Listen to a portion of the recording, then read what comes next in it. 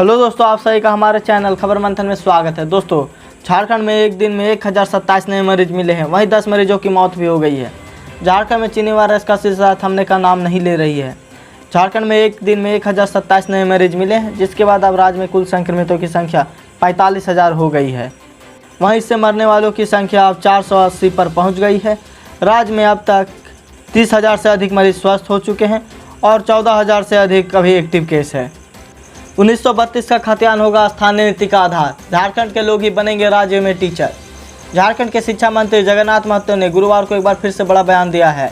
उन्होंने कहा कि झारखंड के स्थानीय नीति का आधार 1932 का खतियान होगा। भारतीय जनता पार्टी की रघुवर दास की सरकार के 1985 के स्थानीय नीति का कोई भी आधार नहीं है। साथ ही शिक्षा मंत्री ने कहा कि झारखंड में इसी राज्य के लोग शिक्षक बनेंगे, दूसरे राज्य के लोग अब झारखंड में शिक्षक नहीं बन पाएंगे। उन्होंने यह भी कहा कि स्थानीय नीति का आधार 1985 नहीं होगा, इसका आधार 1932 होगा, क्योंकि झारखंड का यही आधार है। आप बताएं, आपका क्या राय है? झारखंड विधानसभा का मानसून सत्र 18 सितंबर से शुरू। झारखंड विधानसभा का मानसून सत्र 18 सितंबर से शुरू करने की तैयारी है। मुख्यमंत्री हेमंत सोरेन और संसदीय कार्य मंत्री के बीच विधानसभा सत्र को लेकर मंत्रणा हो गई है। सूत्रों के अनुसार अल्प अवधि के लिए सत्र आहुति दिया जाएगा। इसके बाद सत्र की कार्रवाई अनिश्चितकाल के लिए स्थगित कर दी जाएगी। सत्र की तारीख कैबिनेट की बैठक में तय होगी। जल्द कैबिनेट की बैठक बुलाई जाएगी। संसदीय कार्य मंत्री आलमगीर आलम के मुताबिक विधानसभा का पिछला सत्र 23 मार्च को चीनी वायरस संक्रमण के मद्देनजर अनिश्चितकाल के लिए स्थगित किया गया था। सीएम हेमंत सोरेन ने केंद्र सरकार को कई मुद्दों पर घेरा। सीएम हेमंत सोरेन ने केंद्र सरकार पर निशाना साधते हुए कहा कि वह अर्थव्यवस्था को लेकर दिग्भ्रमित कर रही है। सीएम हेमंत सोरेन ने कई मोर्चों पर केंद्र सरकार को घेरा और साथ ही देश में अर्थव्यवस्था के आंकड़े लेकर छिड़ी बहस के बीच प्रदेश के मुख्यमंत्री हेमंत सोरेन ने बुधवार को दावा किया कि मौजूदा दौरे में लोगों को भ्रमित करना महंगा पड़ सकता है। केंद्र में सत्तारूढ़ बीजेपी सरकार पर निशाना साधते हुए सीएम हेमंत सोरेन ने कहा कि प्रदेश में विपक्षी दल को यह बताना चाहिए कि देश की अर्थव्यवस्था को लेकर वह आखिर कब तक असलियत को नहीं मानेगी। सीएम ने कहा कि भौतिकवादी युग में सूचना तंत्र इतने बड़े पैमाने पर फैला हुआ कि लोगों को दिग्भ्रमित करना बीजेपी को महंगा पड़ सकता है। अब झारखंड में प्लाज्मा डोनेशन के लिए बनाएगा मोबाइल ऐप। बुधवार को रांची के डीसी छवि रंजन ने रिम्स स्थित प्लाज्मा डोनेशन कैंप में प्लाज्मा डोनेशन से संबंधित वेबसाइट लॉन्च की। इस वेबसाइट के जरिए कोविड-19 से संक्रमित व्यक्तियों के इलाज के लिए की जा रही प्लाज्मा थेरेपी के लिए आवश्यक प्लाज्मा उपलब्ध करवाया जाएगा। इसके अतिरिक्त कोविड-19 को मात दे चुके लोग जो स्वेच्छा से प्लाज्मा दान करना चाहते हैं, वे भी इस वेबसाइट पर लॉगिन कर प्लाज्मा डोनेशन के लिए रजिस्टर कर सकते हैं। कोविड-19 से संक्रमित ऐसे व्यक्ति जिनका इलाज के लिए डॉक्टर अस्पताल द्वारा प्लाज्मा की डिमांड की गई है, वैसे मरीज भी अपना रजिस्टर कर प्लाज्मा पा सकते हैं। विकास के लिए केंद्र और राज्य को मिलकर काम करने की है ज़रूरत। झारखंड के मुख्यमंत्री हेमंत सोरेन ने कहा कि केंद्र और राज्य को एक साथ मिलकर काम करने की ज़रूरत है ताकि सर्वांगीण विकास के लिए लक्ष्य को पूरा किया जा सके। हेमंत सोरेन ने राजधानी रांची में पत्रकारों से बातचीत में कहा कि देश की वर्तमान प्रणाली के तहत केंद्र और राज्यों के बीच समन्वय सरकार के स्तर पर है। केंद्र और राज्य सरकार की जिम्मेदारी एक साथ करने की है, क्योंकि केवल ऐसा करके ही विकास प्राप्ति किया जा सकता है। झारखंड में अगले 5 दिन मानसून रहेगा कमज़ोर। झारखंड में बादल छंटने के आसार है। राज्य में मानसून अगले 5 दिनों तक कमज़ोर रहने के संकेत है। 7 सितंबर तक राज्य के कुछ हिस्सों को छोड़कर अधिकांश भाग में मौसम साफ रहेगा। राजधानी समेत राज्य के दक्षिणी भागों में अगले 2 दिनों में बादल छा सकते हैं। 1 या 2 बार हल्के मध्यम दर्जे की बारिश होने की भी संभावना है। मौसम वैज्ञानिक अभिषेक आनंद ने कहा कि झारखंड में मानसून की सक्रियता में अब कमी आ सकती है। दूसरे राज्य से परीक्षा देकर झारखंड लौटने वाले छात्रों को होम क्वारंटीन से मिली छूट। सरकार ने दूसरे राज्य से परीक्षा देकर झारखंड लौटने वाले छात्रों को 14 दिन के होम क्वारंटीन से छूट दी है। परीक्षार्थियों को क्वारंटीन की शर्तों उसमें छूट दी गई है। बॉर्डर क्षेत्र में ऐसे काफ़ी छात्र रहते हैं। झारखंड सरकार ने परीक्षा दे रहे छात्रों को किसी तरह का असुविधा ना हो, इसको ध्यान में रखते हुए बस संचालन से लेकर होटल, धर्मशाला, गेस्ट हाउस, रेस्टोरेंट में बैठकर खाने आदि की छूट दे दी। हालांकि ये छूट केवल छात्रों के लिए नहीं बल्कि आम लोगों के लिए भी समान रूप से दी गई है। 1 नवंबर से कोरोना वैक्सीन बांटने के लिए तैयार रहे सभी स्टेट। चीनी वायरस संकट के बीच अमेरिकी राष्ट्रपति डोनाल्ड ट्रंप ने बड़ा बयान दिया है। ट्रंप ने एक बयान में कहा कि नवंबर 2020 तक कोरोना वैक्सीन आ जाएगा। साथ ही ट्रंप ने कहा कि सभी राज्य नवंबर से वैक्सीन बांटने के लिए तैयार रहे।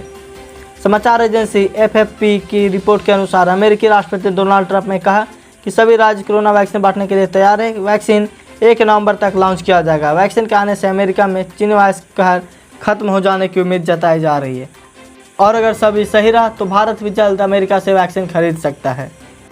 चीन के 500 सैनिकों को भारतीय सेना ने 4 किलोमीटर अंदर तक खदेड़ा।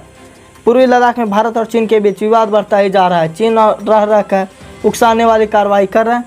चीनी सेना ने 29 और 30 अगस्त की दरमियान रात पेपोंग झील के दक्षिण तट पर घुसपैठ करने की कोशिश की, लेकिन भारतीय सेना ने बड़ी कार्रवाई करते हुए उन्हें न केवल घुसपैठ की कोशिश को नाकाम किया, बल्कि सूत्रों के हवाले से खबर है कि सेना ने 4 किलोमीटर अंदर तक घुसकर चीनी सैनिकों को खदेड़ भी दिया। उस दौरान भारत के एक अहम पोस्ट पर कब्जा भी कर लिया है। भारत अब चीन के कब्जे वाले इलाके में घुस चुकी है और वहां अपनी स्थिति मजबूत बना चुकी है। चीनीवास काल में घरेलू एयरलाइंस कंपनियों को राहत, 60% तक उड़ान की इजाज़त।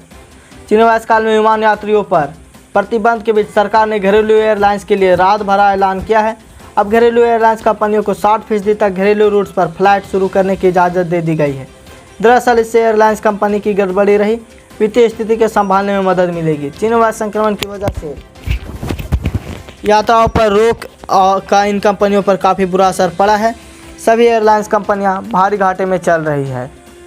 इसके पहले 26 जून को सिविल एविएशन मिनिस्ट्री ने 45% फ्लाइट शुरू करने की अनुमति दी थी। सुरेश रैना के ना होने पर कौन बनेगा चेन्नई सुपर किंग्स का उपकप्तान, सीएसके ने दिया दिल जीतने वाला जवाब। पूर्व भारतीय क्रिकेटर और आईपीएल में चेन्नई सुपर किंग के अहम सदस्य सुरेश रैना यूएई पहुंचने के बाद निजी कारणों के चलते स्वदेश वापस आ चुके हैं। रैना ना होने से सीएसके फैंस में मन लगातार यह सवाल है कि उनकी अनुपस्थिति में अब कौन टीम की उपकप्तानी का संभाल लेगा। इस कड़ी में एक सीएसके फैन ने सीधा फ्रेंचाइजी से ट्वीट कर पूछ लिया कि रैना ना होने पर कौन टीम का उपकप्तान बनेगा। इसका सवाल सीएसके ने मज़ेदार जवाब दिया है कि जिसकी काफ़ी तारीफ हो रही है। ट्विटर पर बिल गेट्स बिल्लू नाम के एक यूजर्स ने IPL franchise Chennai Super Kings से सवाल किया, शेरो ऑफ वाइट्स कैप्टन कौन है।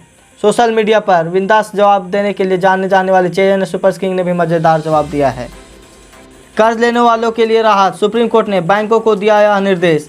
चीनी वायरस संकट और इस वजह से किए गए लॉकडाउन में आर्थिक गतिविधियां ठप हो गई थी। कर्जदारों को अपना ईएमआई चुकाने में मुश्किल हो रही थी। इस समस्या को ध्यान में रखते हुए आरबीआई ने लोन मोरेटोरियम मामले में सुनवाई के दौरान सुप्रीम कोर्ट ने कहा कि अगले 2 महीने तक बैंक खाते को नॉन परफॉर्मिंग एट स्टेटस घोषित ना किया जा सकता है। 3 न्यायाधीशों के बीच ने मामले पर सुनवाई के बाद कहा कि जिन ग्राहकों के बैंक खाते 31 अगस्त तक एनपीए नहीं हुए हैं उन्हें मामले का निपटारा होने तक सुरक्षा दिया जाए। न्यायाधीश अशोक भूषण, सुभाष रेड्डी और एम आर शाह वाली 3 सदस्यीय बेंच ने कहा कि मामले की अगली सुनवाई 10 सितंबर को होगी। तो क्या सरकार को ईएमआई माफ़ कर देने चाहिए या नहीं, आप हमें कमेंट में ज़रूर बताएं। पिता केकेसी का बड़ा बयान, कहा उदासी की वजह से सुशांत ने की होगी आत्महत्या। सुशांत सिंह राजपूत केस में हर दिन नए खुलासे हो रहे हैं। हर नए खुलासे के साथ एक केस और भी पेचीदा होता जा रहा है। इस मामले में ईडी और एनसीबी अलग अलग एंगल पर जांच कर रही है। तो वहीं सीबीआई की आज भी रिया चक्रवर्ती एंड फैमिली से लगातार पूछताछ जारी है। सुशांत सिंह राजपूत ने कुक, नीरज और केशव से भी सीबीआई ने जाँच की और साथ ही वहीं अभिनेता के मित्र और बिजनेस पार्टनर वरुण माथुर से भी प्रवर्तन निदेशालय ने पूछताछ की है। सुशांत सिंह के पिता केकेसी के बयान सामने है। एक निजी चैनल के रिपोर्ट के मुताबिक पिता केकेसी ने मुंबई पुलिस को अपना बयान में कहा था, मैं नहीं जानता कि मेरे बेटे ने आत्महत्या क्यों की। उसने किसी प्रकार के तनाव डिप्रेशन के बारे में चर्चा नहीं की थी। आपको क्या लगता है, क्या वजह होगी, आप हमें कमेंट में ज़रूर बताएं। अयोध्या में राम मंदिर के साथ साथ मस्जिद के डिज़ाइन पर भी काम शुरू। राम जन्मभूमि बाबरी मस्जिद विवाद के फैसले के बाद अयोध्या में राम मंदिर बन रहा है, तो दूसरी तरफ मस्जिद का डिज़ाइन भी बन रहा है। मस्जिद के डिज़ाइन बनाने का जिम्मा दिया गया प्रोफेसर एम अख्तर को। उन्होंने कहा कि डिज़ाइन पर काम शुरू हो गया है। मस्जिद भारत के लोकचार और इस्लाम की भावना को ध्यान में रखकर बनाया जा रहा है। मस्जिद के साथ साथ जिसमें भारत इस्लामी शोध केंद्र, पुस्तकालय और एक अस्पताल भी होगा। प्रोफेसर एम अख्तर ने कहा कि सरकार द्वारा दी गई जमीन पर परिसर तैयार होगा। इसका मुख्य उद्देश्य होगा मानवता की सेवा, क्योंकि इस धर्म में मानवता की सेवा करना ही सबसे बड़ा पुण्य है। यह एक प्रयास होगा। अयोध्या में 5 एकड़ भूखंड पर मस्जिद के निर्माण के लिए उत्तर प्रदेश सुन्नी सेंट्रल वक्फ बोर्ड द्वारा गठित trust Indo Islamic culture foundation काम की देखरेख करेगा।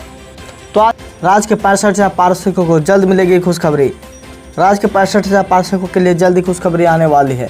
शिक्षा मंत्री जगन्नाथ महतो खुद इस मसले को लेकर गंभीर हैं। हर दिन पार्षदों के मामले को लेकर जानकारी ले रहे हैं। इसी कारण जब विधि विभाग ने कुछ क्वेरी के साथ प्रस्ताव को लौटाया तो शिक्षा मंत्री ने एक पॉइंट पर अधिकारियों के साथ मिलकर क्वेरी का जवाब विधि विभाग को दिया है। विधि विभाग से सहमति मिलने के बाद प्रस्ताव को कैबिनेट में भेजा जाएगा। रविवार को आज़ाद सिपाही से बातचीत के दौरान शिक्षा मंत्री जगन्नाथ महतो ने कहा कि पार्षदों का कल्याण हेमंत सरकार खुद ही करेगी। वह खुद इस मसले को लेकर गंभीर है, एक एक पॉइंट को लेकर समीक्षा कर रहे हैं। उन्होंने कहा कि पार्षदों की खुद पूरी मांग हो, इसे लेकर खुद पूरी मामले की मॉनिटरिंग भी कर रहे हैं ताकि मामला विधि या कैबिनेट में ना फंसे। जाने पार्षदों द्वारा दिया गया क्या है प्रस्ताव। टेट उत्तीर्ण पार्षदों को सीधे 5200 से 20,200 का वेतनमान मिलेगा। प्रशिक्षित पार्षदों को भी 5200 से 20,200 का वेतनमान मिलेगा, लेकिन उन्हें सीमित परीक्षा से गुजरना होगा। परीक्षा पास करने के लिए पार्षदों को 3 मौके मिलेंगे। 3 मौके में भी परीक्षा पास नहीं करने वाले हटाए नहीं जाएंगे, बल्कि पारा शिक्षक बने रहेंगे। आज की ताज़ा खबर में बस इतना ही। अगर आप इस चैनल में नए तो चैनल को सब्सक्राइब कर दें और बेल आइकन दबा दें ताकि जब भी वीडियो डालें नोटिफिकेशन आप तक चला जाए। और साथ ही इस न्यूज़ को ज़्यादा से ज़्यादा लाइक और शेयर करें।